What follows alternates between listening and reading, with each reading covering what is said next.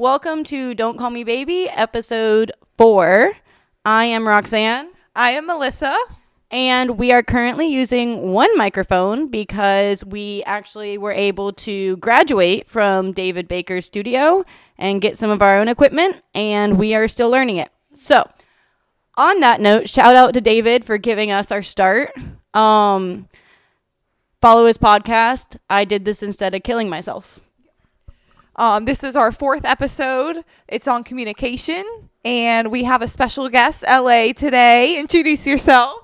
Hey guys, I'm LA. I'm very excited to be your first guest on Don't Call Me Baby. So I'm excited about communication. It's one of my favorite things. She actually has a background doing communication, so I think she can bring a lot to the table. A lot of things that people don't know about me is my life before coming to Greenville. I was a professional cowgirl. And when I say that, I don't mean it vaguely. I mean, I had a horse farm. I worked with students, boarders. I was a clinician teaching people how to do mounted shooting. So I worked with horses and humans and everything in between. And with that, communication is key. And you're going to hear me during this conversation and podcast reflect on that a lot. Because if I could ever write a book, the book I would write is What Horses Taught Me, which is basically everything. It relates to any human situation I've been in. Horses taught me how to handle it, but communication is the key to listening and building that bond and everyone getting on the same page. So imagine that in real life, right, in human contact when you're doing it with an animal. So it was amazing. It was a great experience, and everything I learned has helped me in life, and I hope to help other people with that too. Awesome. Well, we're excited for this one. This is going to be a good one. All right, so let's dive it. First, we want to ask you what's your definition of communication? When you talk about communication, to me, it's very broad when you just say the word communication, right? To me, it's about effective communication. Anyone can communicate. Talking, anyone can just say words, and that's communication. My goal is effective communication. If I cannot have an effective conversation with an outcome that would be a productive outcome, then it's wasted breath, it's wasted time, and you've lost the moment. So for me, it's not just communication. My definition is effective communication that, results in a positive effect. Okay, whether the outcome is a conversation that's difficult, whether it's an easy outcome, whether it's deciding dinner, either way, it's about having an outcome that is a productive outcome and not one that is digressive. Right. That was a good definition. And I think, I've known you for a year and a half now, which is amazing. And the whole time, I think me and you bonded hardcore over the fact that we're loud, we're vocal, but most of it is to a point. We like to have fun, we like to do this, but me and you have had a lot of serious conversations where we talk about, our relationships or our family or whatever. And a lot of that comes down to we tell each other to communicate when the other person doesn't want to hear it. But we're both good at it. We just sometimes need that, push in that direction. Well, for me, what I've been thinking about today, since I knew we were going to talk about it, so it's been on my mind. I took a lot of notes, and I was thinking what I wanted to, portray today with communication. For me, it's about, a lot of times we think things so personal, and it's hard to communicate when someone everything becomes defensive. It's our natural instinct to be defensive instead of just listening, taking what they say, processing it, and then coming back and say, okay, this is, again, I know this sounds stupid. It sounds like the whole therapist thing. This is what I heard, right? I don't know if you've watched any of the shows, or anyone who's been to therapy, they're going to say, okay, you said this, and this is what I heard. But it's a true statement. You can say something. I could say one statement, and you heard it differently than she heard it. Right. When I was teaching clinics with the horses, I would have 10 people, humans, 10 horse brains. Everyone heard me differently. When I was teaching, I would love working with difficult clients. I never found them difficult. I found them challenging because they made me think differently, because I had to learn to teach in a way they heard me.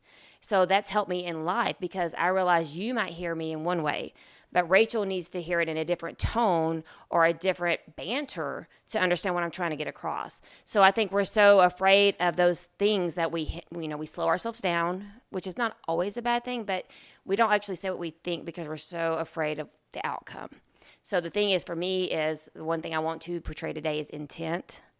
and how you learn from the conversations you had and how to make better conversations. So with me, with the clients that were difficult per se, I had to learn to think outside the box of what other people caught on. You know, it's like with horses, you can teach one way and it works for, 9 out of 10 horses. But then there's one horse that you can teach that same way over and over again and they don't get it. Humans are the same way. There's one method that generally works, but then you have these certain people that it doesn't work for them. And I loved it for me because it made me think about another way to get across a point in a productive manner, which I think gets lost in translation. And the only reason I learned it is because I had to. And I love the challenge of becoming a better teacher, which means communication. I think for me, whenever I think of communication at my ripe age of 24, I instantly, my mind goes to like relationships. I don't know why. That's just when I hear the word communication, I'm like relationships. But it's so much more than that. It's family, it's friends, it's work, it's not sex life. Like literally, it's so much like professional, intimate, And it's just. No, I agree. I mean, I know growing up, I've always been big on communicating, but it took me a really long time to learn how to communicate correctly. Because, so my family's very religious, my parents are like, this is my way or the highway. And You took the highway. Yeah, that's no, it's just one of those things where I know with my parents, I was very vocal as a teenager, asking them a lot of questions, and they didn't like that. So for them, it was one of those things where it was like, okay, well, we don't like this, so we're just stopping this situation. And I was like, why? Like, all I'm doing is asking these questions. But then I have a temper, and I've luckily brought that way down in my adult life. But as a 16 or 17-year-old, tempers flare up, and then you're screaming and slamming your door, and your parents are like, all right, well, she's just a teenager, not like someone that has something to say. So it took me about till I was 22 to do the family communication thing. So I think so. My mom passed away when I was 14, and my dad was left to raise 3 kids, me, my older sister, and my younger brother. And when she passed away, he just kind of clocked out, and we never really communicated about anything. Like, he was gone.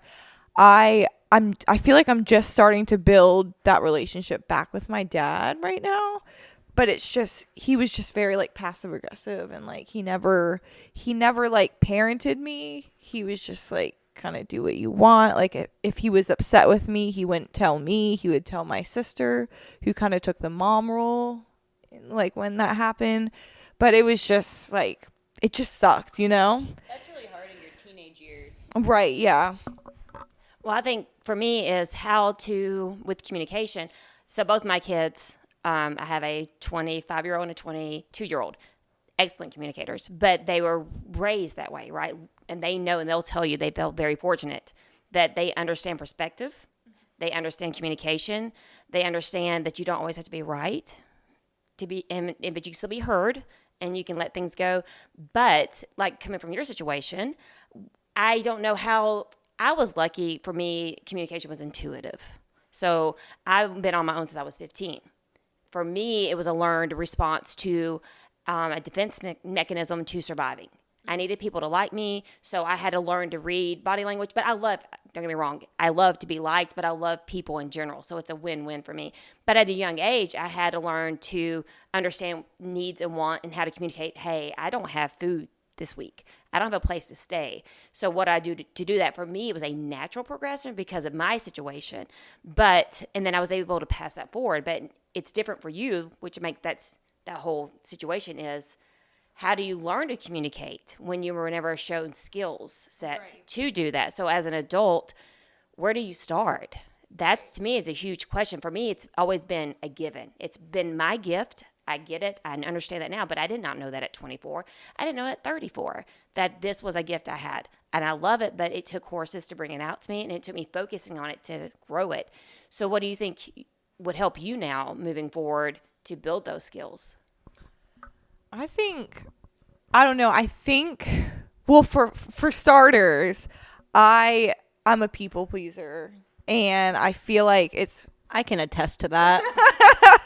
I definitely am. And I feel like the more mature that I get and the older I get, the more easy it is for me to communicate. But like you were saying, like I wasn't taught that, so it's very hard for me, and it gives me so much anxiety to confront someone about something and openly communicate with them about. But does it have to be a confrontation? Does it have to be a confrontation? In our mind, you've already made it. All right, so guys, I've had therapy, not going to lie, years of it, trying to improve myself and understand how to be a better human being, right? And understand my shortfalls, which is only a few. My biggest thing is preconceived notions. Anxiety. You're already worried about something, and you're already saying it's confrontational. In your mind, it's confrontational. But is it really? That's that preconceived notion that you're going into this thing, oh, wait, they're going to take it like this, or they're going to feel like that. Oh, my God, this is going to be bad. That's my preconceived notion. So we already make it worse before we even get started. So I think if we could help anybody, if I could help you, I would say get rid of the preconceived notions. So when we were talking earlier about what we're going to do today, I was going to relate to a lot of the horse life. For me, with horses, it goes back to that. When you want to go faster on a horse, so everyone, I don't know, a lot of people watch movies, right? And they see trotting. I don't know if you know what trotting is on the back. I know you've ridden. Trotting English, you post. Okay, Western, you do not. It's a bounce. Trotting is awful. Your ass hits the seat. It's bad. It's not pretty. It is not lovely. But this is what we do because we really want to lope, which a lope is the slow gallop. It's the, oh my goodness, wind in the hair. I'm in the movies.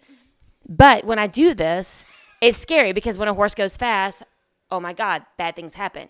They're going to buck. What if they run away? What if I can't stop? What if? Right. So instead, what do? We sit there and go, oh my God, this hurts. This is not fun. I want to lope, but I'm so scared. That's what a preconceived notion is exactly. That's anxiety. Trotting is anxiety. As soon as you let go and you do the lope and you're like, oh my, it wasn't so bad. And I think if we can learn how to get past those preconceived notions or not stay there long, acknowledge that they're a preconceived notion, have the conversation in a healthy fashion, then you do it and you're like, I didn't have to get worked up. Yeah. And that to me goes back to that if we can pass on anything, let's say the preconceived notion is what you believe is to happen, not exactly what happens. Right. And I mean, I'm going to go forward with that because me and you talked about talking about this. But the other day we had a conversation that had been like something you didn't want to do. Right. That I didn't know about that had been going on for like months, but you never told me. Right. So by the time we had that conversation, it was because you didn't want to confront it. Right. But once you did, I was like, well, yeah, if you don't want to do it. I know. And I was, like I said, I'm a people, and I'm just like, I don't want to upset anyone. I didn't want to upset you. But every time that I talk to you about something that's like bothering me or like something, like I just tell you straight up, you always understand. And that's like, it's so relieving and it's so refreshing because it's like, I don't know. I just worry about it. Like, well, I think one thing, like, especially for you, is to have those conversations, at least with the people close to you, and learn to do that sooner. Because, I mean, like I told you, I wasn't mad. I was slightly irritated. Not that you didn't want to do it, just that I had been talking to you for 2 months about it. Right. And then to find out, like 2 months later. So it's one of those things, like, I feel like with me, with a few other people in our group, obviously with LA, like, whatever you don't want to do, start having those with the people you trust that won't get mad, and like that will help forward that whole take away the people pleasing.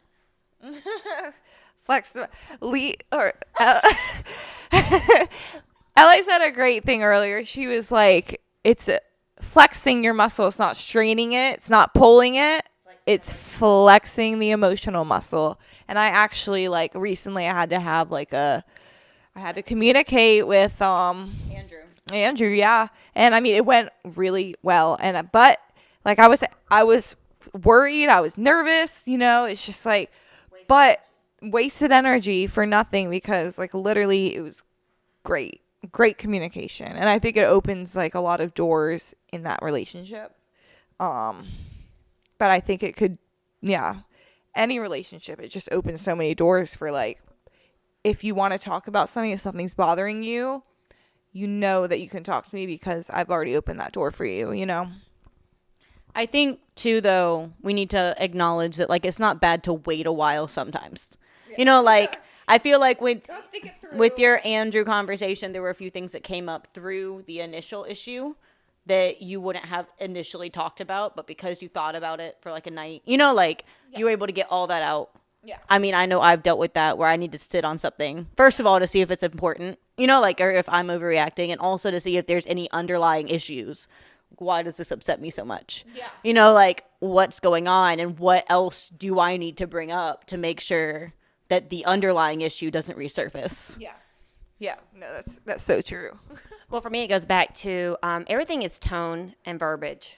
Yes. So this is one of the things of learning and teaching and talking to people, that your tone has a lot to do with it. So, and that's why it's so hard over text and email, work or personal or relationship wise, right? A text could be, hey, you're like, well, is that like, hey, or is it like, hey, right? So when you go to talk to people, it's the same thing. For me, tone and verbiage is huge. But you also know, and it's a big word, as in like you have to know your audience. I know, like with Rachel, I can be just direct. To be, this is, you know, this bothered me. Hey, moving forward, can we do this? But to me, I'm going to say moving forward, because this is not a stop. This is just something that's bothering me. I want to get off my chest because I don't want to think about this. And I've gotten to a place in my life as a people pleaser person that I have given so much of myself, my positive energy, my go-getter attitude to so many people that honestly didn't deserve it. So as I've gotten wiser, I have been limiting that energy. So, and I have those conversations because my time is precious to me. And if anything, I would love anybody younger than me to understand that don't waste time with people who don't appreciate you, but use tone and intent. My biggest thing in this world is intent. Was your intent for whatever you said, that however I heard it, right? Again, you could say one thing, I heard you say it one way, you heard it another way. Was the intent to be hurtful? So I'm a processor. I'm the same way. I will reflect. I don't say hurtful words. You will never see me be ugly to somebody because you can't unsay anything. And that's what the key of communication. People say things and they want to be forgiven, but we all know. Do you ever forget the ugly things? I remember my best friend from high school said something about my eyebrows 20 years ago. 20 years ago. I still think about that. That same friend mentioned I wore way too much plaid. So guess what? I barely wear 20 years later. Plaid.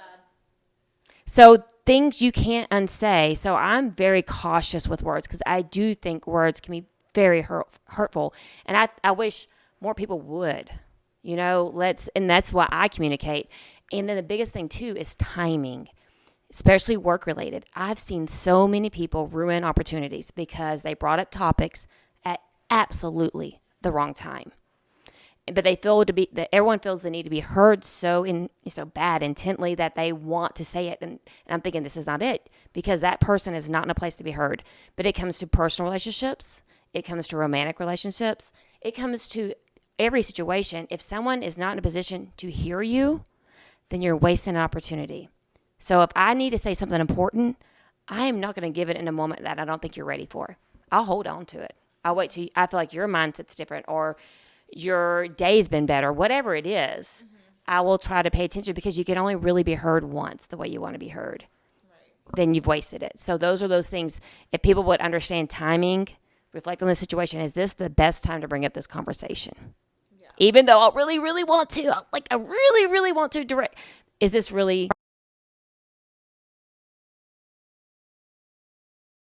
right, more important? So that's when I learned to communicate. Is this really one of those things? No. I'm going to have another drink. I'm going to keep dancing. And if this person's going to be in my life, maybe we'll have a different conversation later. Right. But I think we get wrapped up in being heard, and we get wrapped up in saying things at the wrong time. So actually, I had a friend We literally, so like 2 years ago, she was like my sister. We pretty much lived together. We were together all the time. And she recently got married. She invited me to her wedding. It was COVID time, so I went to her reception, and we were all drinking that night, and she blew up at me it was over like a board game, and I said I didn't want to play. She was like, well, this is my night. Like, I want to do she storms out of the room. I was staying at the beach house that they rented for like a night, and I had to leave early the next morning. She wasn't awake yet, so I just left. And it's been like 7 months, and we haven't talked since. And it's just like that. This is what it reminds me of. It's just like, obviously we weren't going to communicate that night because we were both angry, because I was like, why are you blowing up on me? And she was like, why'd you not want to play the board game? Alcohol was involved. I don't know. But we haven't talked yet, and it sucks because literally she was a big part of my life. You can see you're hurting now. Like, yeah, you can tell. I'm hurting. Like, I want to reach out to her, and I'm probably going to, but Communication is the key. like, we're both over it now, I'm sure. She moved to Pennsylvania, so we didn't even live close, but like, it would still be nice to just communicate with her, be like, hey, I don't know what went down that night, but how you do? You know what I I'm? love you. I would love to move past this and be a part of Right. it Right. Well, my, best friend of like 8 years lives on the border of Pennsylvania, so we'll make a road trip together. Okay. Okay, because Ryan lives right there. No, I was gonna say, like, I know my friend. Well, what you were saying about like waiting, I do think it's important to wait, but also not wait too long. So like, I had a friend, Elizabeth. We recently went through have a friend. Let me be clear. Have, just like past tense to like the issue I'm talking about. But back when I was dating Toby, I would go to her sometimes because her and him were very similar people. And I wouldn't give her enough background into what I was going through personally with him. But I'd get irritated about some of the overly romantic sides of him. Tried to get insight, but also wanted a friend involved. Like kind of someone that would see my side, also his. She would definitely take his side. The problem is she didn't know all of our closed door issues that we're still not going to talk about. But so she would just kind of stand up for him. I pulled away because of that. I probably shouldn't have. I should have just said it. But she was going through her own problems, and I was like, I don't want to get in a fight now because I know you're going through stuff. This isn't the time. The problem is I waited too long, and it just it didn't ruin our friendship. We're building it again. But like, she thought I was just pulling away for no reason. I thought she wasn't on my side, and we just kind of let it go for so long that we ended up having to have like a 2-hour conversation just to get everything out. So I think it's important to know, yes, there's a time and a place, but also you need to speak what you need. Like, yes, wait, but don't wait 3 months, 4 months to like make sure they're in the right headspace. I will be the first to admit that I can be a rug pusher. Like, I will push things under the rug until, I die. I mean, I'm getting better at it. That means though you're gonna have a big rug. I know. It's getting smaller though. It's not going to be comfortable. Like, no one likes a bump in the rug. It's going to be like a lumpy mattress. But it's getting smaller. Like, honestly, besides my friend that I was just talking about, I think I've communicated with everyone. Like, I don't feel like there's anything that I'm holding in right now besides that. Like, I really do want to talk to her. I'm going to. Especially after, like, this talk. Like, I feel good about it and all that. But For me, when it talks about timing, as in, I don't think you should wait too long, but I don't think it's ever too late. For me, going through my divorce, so I was married for 16 years, together 18. Not a bad marriage. The divorce, horrific. I'm a smart woman, and I was just totally stupid in my divorce. And I lost a lot of people I love. When I say a lot, everybody in my life. I lost them. And I let them go because I just couldn't. I could barely take care of myself, much less be a friend, be anything. I was struggling to be a human at that time. So I have a lot of pain in my heart for the people that were important to me, truly important to me, that have no idea why, in their mind, right? Their perspective and their communication is I left them. I just pieced out. But they have no idea that, I was so depressed. I was so sad. I was working all the time.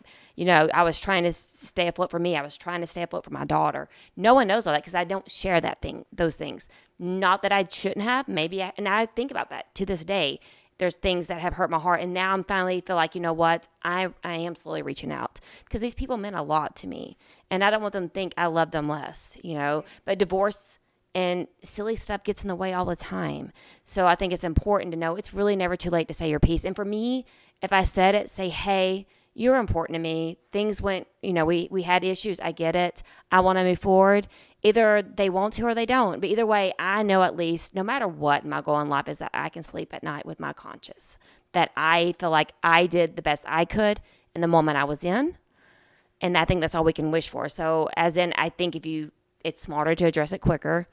But I also believe it's never too late to say, hey, I'm sorry for what happened. I'm sorry if you felt this way. Again, that wasn't my intent. I was going through my own struggles, my own battles. And at that moment, I had to take care of me. But it never meant that I felt less love for you. Right. So I think that's also important too. And that's what I'm working on. Even to this day, I'm working on filling those gaps in my heart for the people I lost. Right. So. No, I mean, I agree with that 100%. I think it's also good to know when to walk away from that, and we're gonna say so. Recently, I'm on Tinder, guys. Hi. Hey. Yeah. You're taken. Wait, what about Hinge though? Nope, just Tinder. Sorry. LA's on all three. Just so you know, she's super hot. Oh, no Bumble, just Hinge and Tinder. Sorry, I'm taken. Anyway, I'm on Tinder, guys. Hi. And I recently actually connected with my former roommate, the one that totaled my car. I swiped on him we weren't dating ever. We were just roommates. We had a really rocky end to our friendship. And he's blocked on everything. He's not my phone number anymore, but like blocked on Facebook, blocked on Instagram, blocked on all these things. What happened? I swiped him out of curiosity because I was like, I mean, there's no chance I know his number. I'd never unblock him for anything, but I was actually curious if he would swipe me. Like, it was one of those. Was it a match? Yeah, we matched. Anyway, so hold on. So we swiped and he messaged I wasn't going to message him. I was just out of curiosity. Like, I just kind of kept going. He messaged me and he was like, hey, of course we matched. I just sent back, of course, with the rolling eye emoji. We ended up talking for 7 hours.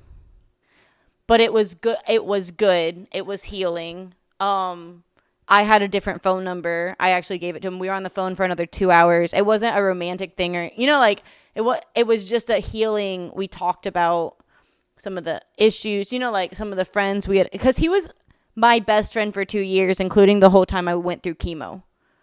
My family disowned me and he was there. He was my best friend. The problem was it was a very toxic friendship. Unfortunately, we weren't in the right headspaces in our lives. All of that. It wasn't we were both very young. And so he did ask, do you want to continue talking? Do you want to, meet up sometime? Whatever. I ended up meeting up with him the night we went to a country bar in town, the Blind Horse. But to me, it was still so painful because we had gone there when we were friends. I had actually bad memories of fights we had there. And we weren't dating. It was this ridiculous thing where we had hooked up a few times. We never dated. But it was one of those things where it was he was very controlling. I don't think he's the same way. He's told me some of the things. Was his communication better at this point, or because your communication skills have improved that the conversation went a different way? So it definitely went a better direction. I could tell he had grown. I had grown. It was just there was too much history. So despite the fact we were both able to say our pieces, we were both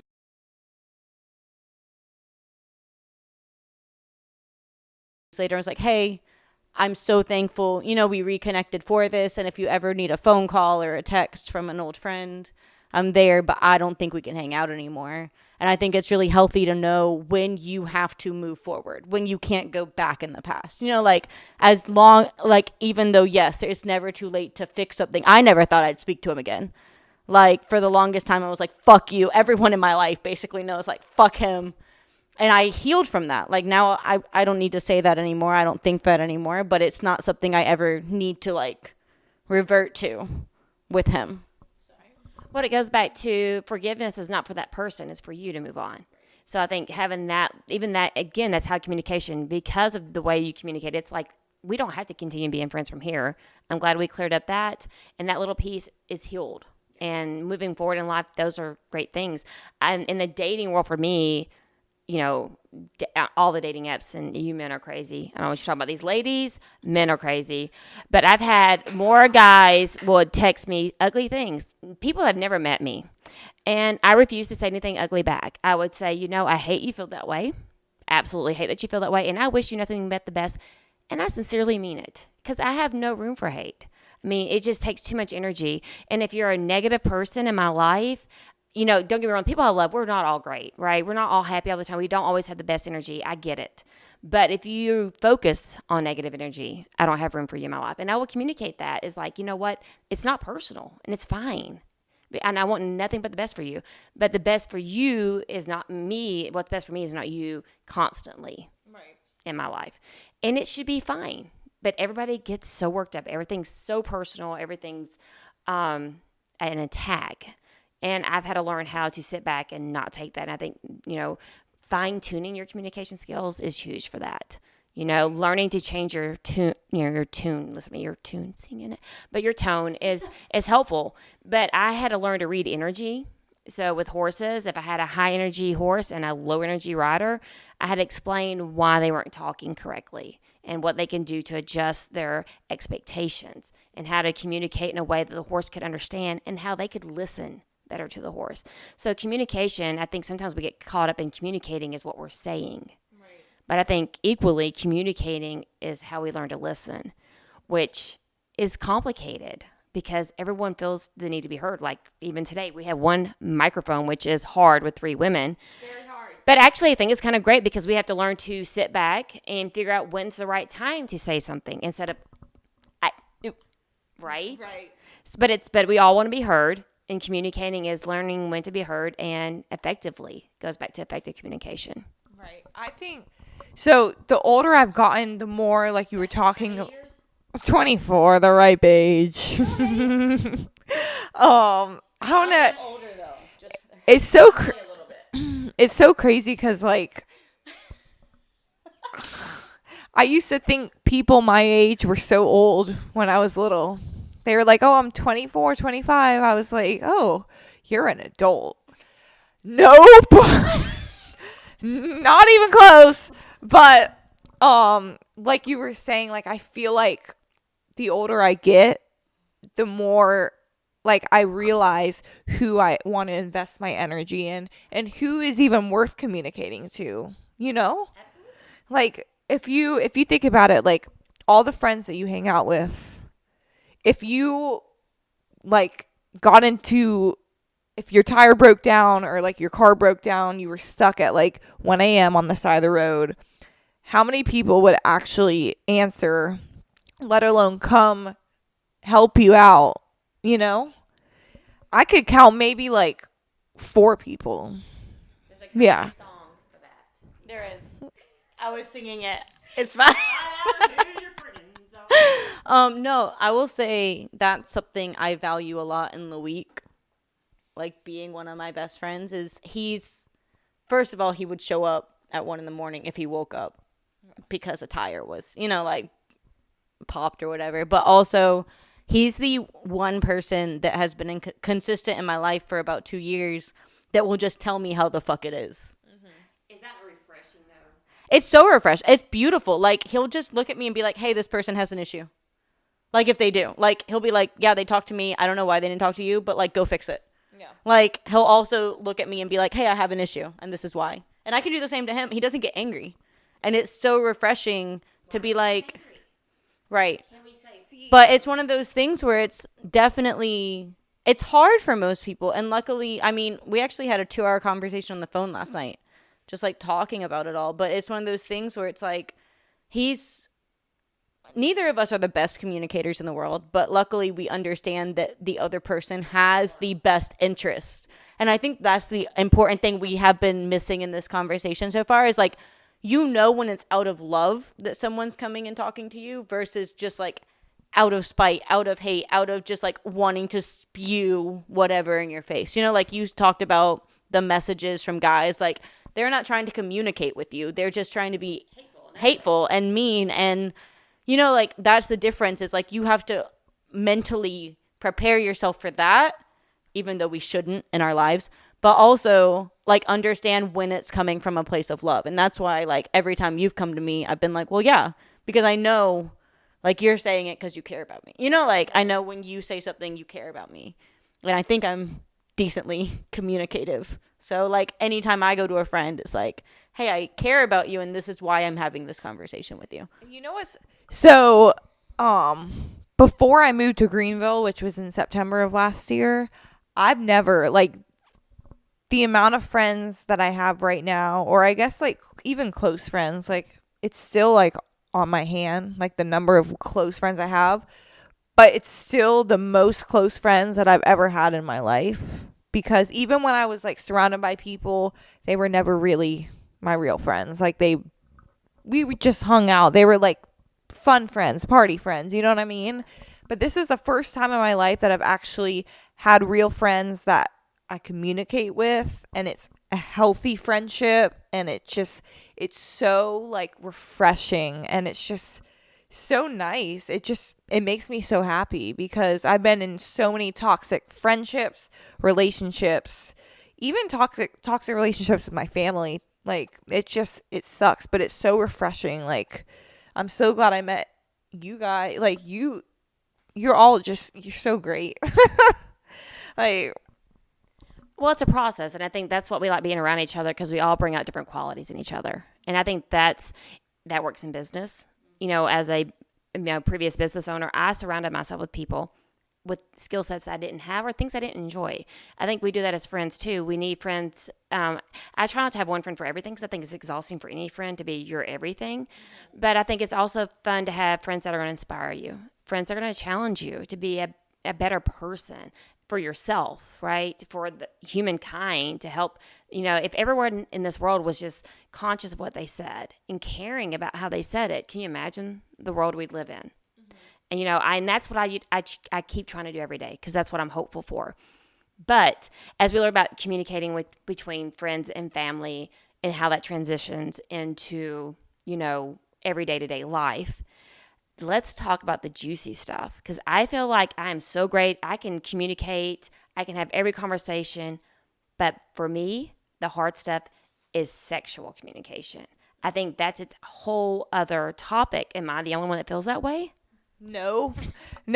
I mean, it's taken me a while, but like, it's really hard to like, you're opening yourself up.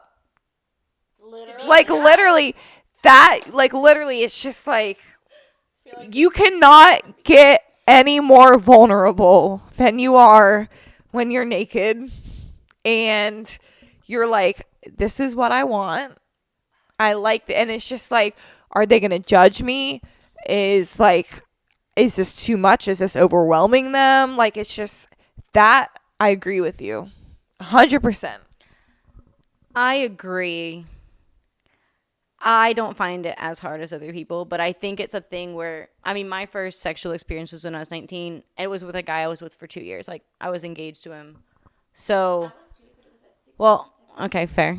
I just think because we were so sexually active, like, with BDSM stuff, and we would go to sex shops, and we would, I mean, his friends all knew it. I wore, I've been honest about this, vibrating underwear to, like, marine balls, and, like, all of his friends knew. Like, they'd come over, and there'd be whips behind the couch randomly. Like, I was kind of so forced to be open during that. So I think it just kind of became, and we had threesomes. We talked about that. wouldn't admit I was bi because I came from a Christian family, but I knew at a very young age. So like he helped me develop that side and like come out to that. And I think just doing all that and the way that came about helped me a lot. Like it's not easy.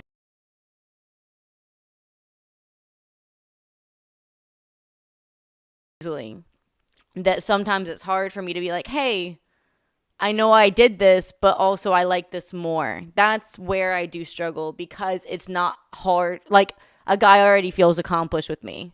He's not going to be disappointed. Like if you have anything to work with, any skills at all, like it's going to happen. But like there is the difference between like a smaller, you know, orgasm versus like the screaming one. Okay, for the record, I am new to the level of orgasms.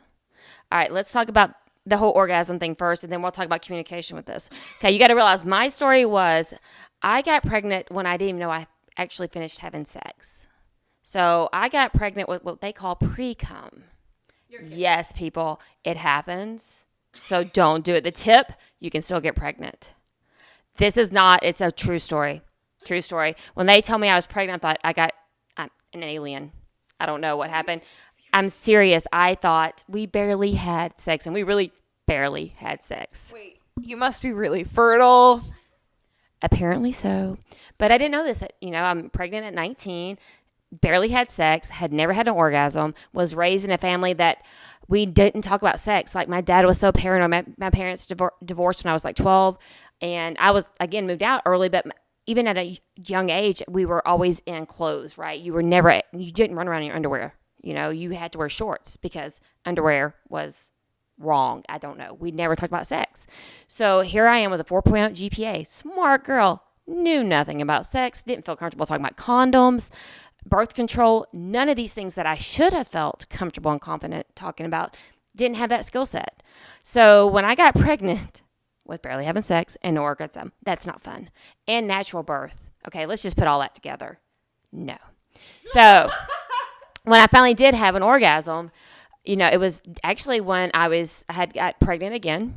Fertile Myrtle, yes. Ended up miscarrying.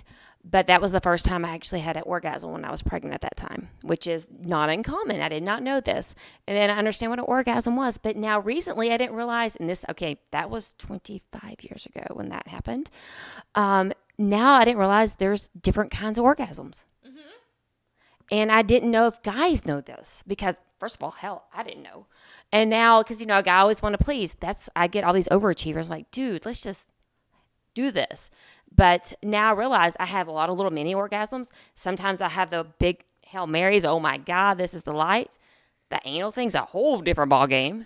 That's its own thing. So I don't know if anyone else knows that there's many levels. Guys, it'd be great to understand. It doesn't always have to be the whole scratch your back that I'm having pleasure. But for me, I still can't articulate that. Yeah. In the workforce, I can, but I can't say move left. In the port, I get it when the guy's looking for the clit. I'm like, I don't know how to say left, right. I'm lost here. How the fuck do you not find the clit? It is not hard. It's right above the vagina and it's a little ball. All right. I just want to say, so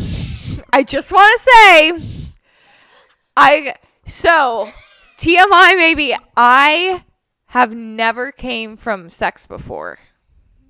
I don't come from sex. I come from. That's normal, actually. I come from getting like eaten out. All right, so you come from some clit stimulation. Yeah.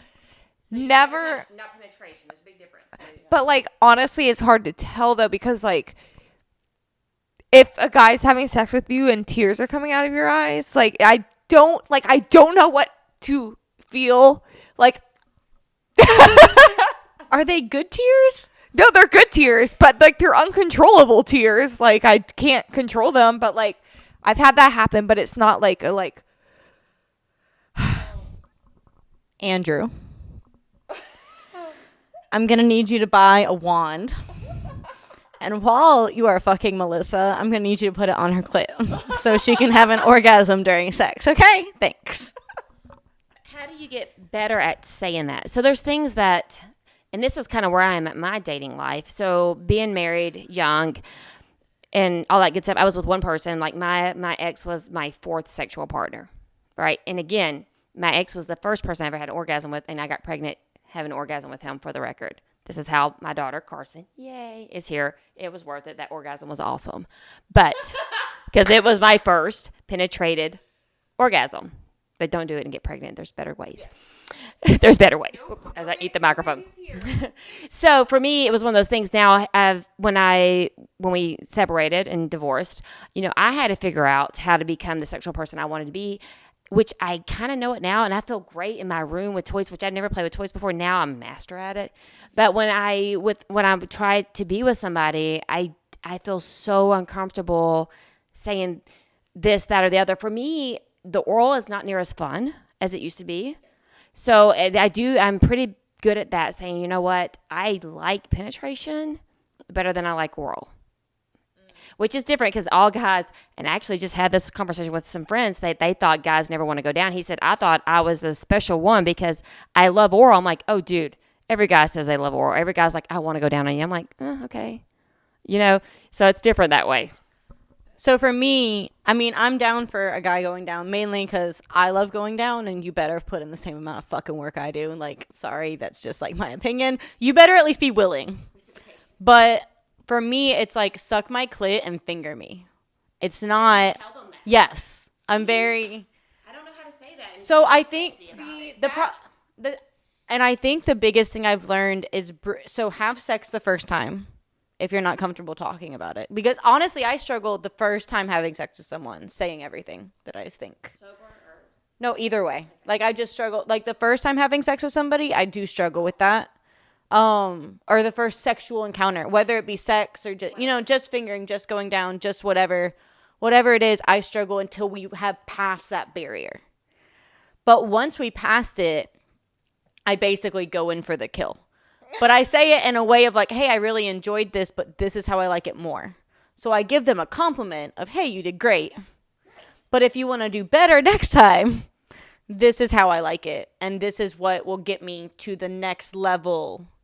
And then I'm also honest. So for me, okay, going down, it's one of those things where I like it, but don't stay down there forever.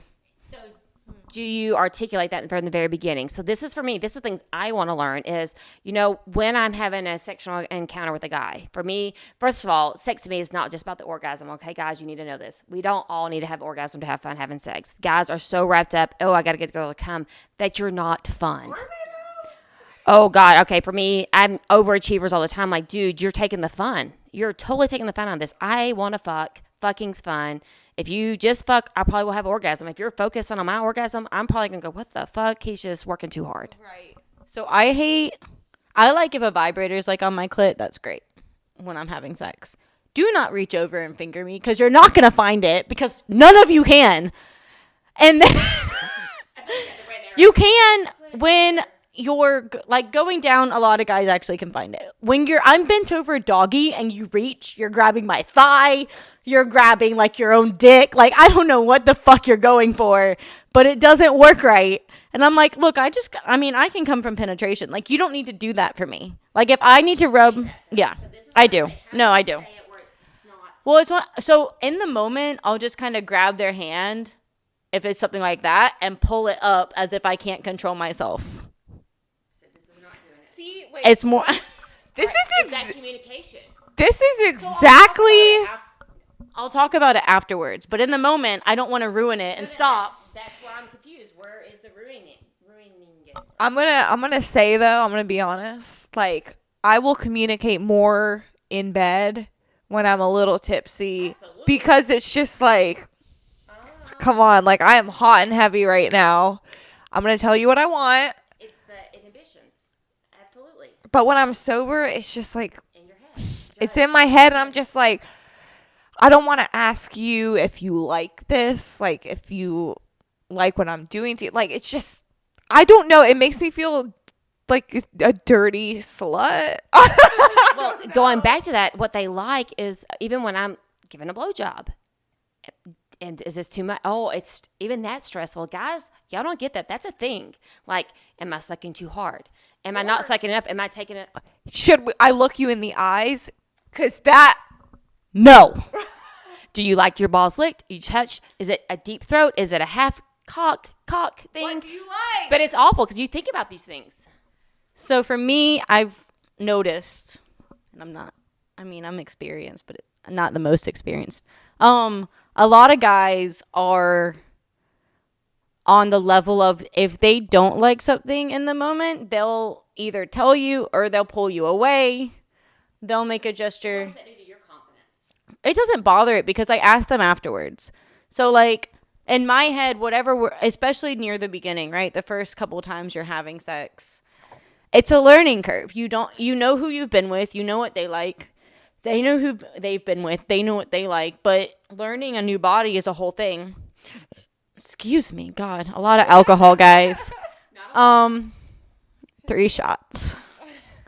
Anyway, but like learning a new body's, it's his own challenge in itself. So what I like to do is like after the first time, whether it's pillow talk that night or the next night or the next day, or, whether it's texting, depending on their comfort level, whatever, I like asking, hey, what did you like? What did you like? Communicating that in the moment. The first time, I'm more of a like head grab. If you're down sucking, I'll be like, all right, I'm done.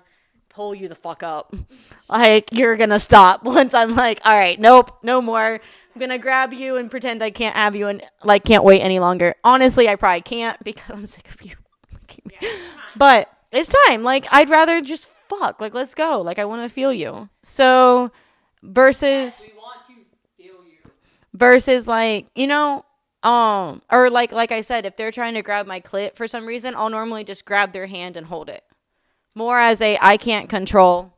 Advice wise, how would you recommend? For me, I'd like to know, and I'm in my head. So again, I'm laying there thinking, okay, this doesn't feel good, but how do I say, hey, this doesn't feel good? And then all the guys I've dated recently, I'm like, oh, tell me what you want. Tell me what you want. Tell me what you want. I'm like, and then the more they tell me what they want, the more I go, oh, I don't know how to tell you what I want. Yeah. So my advice would be like, maybe not say exactly I never know exactly what I want. Day to day, it's different, right? Like, I mean, if I came from like myself masturbating and it's just clit vibrator, then I'm going to definitely want penetration more. If I haven't like masturbated in a while, I'll want the clit stimulation a little more. Like, I'll crave it. So I think the biggest thing is just, if it's your first time, I would just, when they let them do whatever they're doing, see what their skill level is, and then just kind of move their hand. You don't need to talk. Guiding, less verbal, and then afterwards I would talk about it. Because like when you talk about it in the middle, that does kill the mood. Yeah. Well, my question as you're in a new relationship, how does that work for you sexually? Are you at that point in your relationship where you're talking about things like that? Was that something you already did before? So, every time I'm in like new, it's a border I have to cross or like a speed bump. Yes. So that was one of the first things I told him. I was like, listen, I don't come from sex. I come from clit stimulation. But okay, oral sex. I don't come. Sorry, not from penetration, from oral. But we so much more open about like our sexuality and what we like. And it just gets better. Honestly, it gets better each time just because. Yeah. Let me say something. This is where the situation I'm at, because for me, I'm at a sexual block because there's only so much fun I can have with a casual partner. And I've explained this to people, but I love the dating scene where they judge you. They meet you 1 or 2 times and they label you. You guys are so silly. But it is so sad because they see you in 1 moment or 2 moments. Oh, this is who you are. I'm like, that is so limited. For me, casual sex is a fun fuck, right? But to have the sex that I want to have and the sex that I know I can have, I need to know someone at a different level. Right. And unfortunately, I rarely get to that place with somebody because of labels and judgments. And I think that's refreshing because I want to get there, because I will never get there doing casual. And it sucks because the part of me that wants to have this other sexual side of me, the part of me that's under my bed that I have not showed anybody because I haven't found the right partner. It's sad because maybe I won't find that person because, of the way dating scene is. I don't know, me, them, I'm not sure. But I think that's refreshing to hear that, you know, as I get comfortable, as we talk more, it becomes that. And that's the things I look forward to. And I'm flexing my emotional muscle there, talking about these things more often than not, which is hard. It's hard to say, hey, you know, if you want me to come, that's a lot of pressure. That's, you know, when you put that pressure on me, I feel like, what if I don't come? And then that's what I'm thinking about the whole time. Just come. And, or orgasm, whatever it is. I'm like, I just want to have, let's just be in the moment. Right. If you have an orgasm before me right now, we're good. If it becomes an issue, I will say, okay, hey, babe. Excuse me. Not baby. Hey, babe, if we're fucking this long, we're calling each other babe. I want to finish here. Can we, you know, I will have that conversation. But I think we put so much pressure, preconceived notion. I think guys have this preconceived notion that girls have to have an orgasm. They have to go down on us and have an orgasm for us to enjoy having sex with them. You know what? I think, like, I feel like when I tell a new guy that I'm talking to or something, like, I only come from oral, I feel like they feel forced to, like, I want you to go down on me because you want to go down on me. I don't want you to only go down on me because you know that's the only way that I'll get off. Like, I just want you to genuinely enjoy it. Yeah. Like, you know what I mean? So I feel like this episode is, we're talking about communicating, but I think it's about the preconceived notion. I hope guys learn some things here, that what you think what women want every time is not true. A lot of propaganda.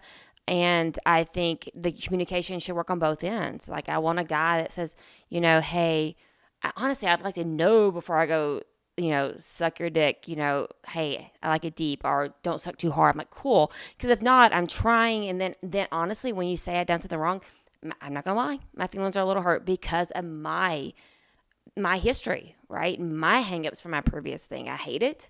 But I think we all have those little things that are triggers. So my trigger is after I go down and I think I'm pleasuring you, and then all of a sudden it's not, then I retreat a little bit. Like, the whole little time, I'm like, oh shit, that's not good. I want to be good. So I wish guys would also, or your partner, whatever it is, would say something ahead of things too. And I guess that makes me encourage myself the same way, because I think we're all feeling the same thing. We want to bring the other person happiness and pleasure. We feel pressure to do that, and then we all fuck it up. No, I agree. Yeah, I think this orgasm conversation has been great insight. Luckily, we actually have more guys than girls listen to this, so I feel like a lot of them. I know. Yeah, we've noticed that on our what's the insight? More guys than females. Our analytics, more males than females have listened. So, I mean, hey, as long as you guys like it. We're communicating. Right. We're communicating that. No, this was a really good. Yeah. This was great. I know we're recording a podcast, but also I feel like we just had like a really deep heart to heart. That's what I feel like. And we want to say, you know, like, thank you to everyone who has like actually reached out about the fact that we're helping them, or we gave them insight on something. You know, like, that was the original thing of this podcast was, you know, me and Melissa, we talked and we were like, you know, we can't be the only ones feeling this. Mm-hmm. Other people have to be. And it's also a good human diary for us. So we want to thank everyone for, you know, listening, communicating to us that we're actually helping. We're making an impact in the world. We appreciate it. Yeah, definitely message us, ask questions. You know, like, we're always looking, first of all, for new things to talk about, but also, like, whatever podcast we have put out, you know, just talk to us about it. Like, what are your thoughts? What could we talk more on? Yes. Right. What did we miss? What can we do a follow-up for? So we appreciate that. LA, we're so thankful for you to be our first guest. Yes. This has been so much fun, guys. And honestly, if I can just, you know, everyone with communication, listen, take intent to heart. Take the time to find a way to be an effective communicator, not just spew things. Articulate, say what you mean. And if you fuck it up, say it. Okay, I'm sorry, that came out wrong. Or maybe you heard me wrong. Admit when it might have been wrong, because that means so much to the other person. So treat everybody with love. Treat everyone like you want to be treated. Communicate in a way you want to be heard, but realize the way you hear is not the way everybody else hears. So always learn to elaborate and expand how you talk to people, and treat each other with love. That's all that matters. Thank you. Of course. I learned so much from this. Thank you guys for listening. We will see you next week for episode 5. Yeah. Bye. Bye. Bye.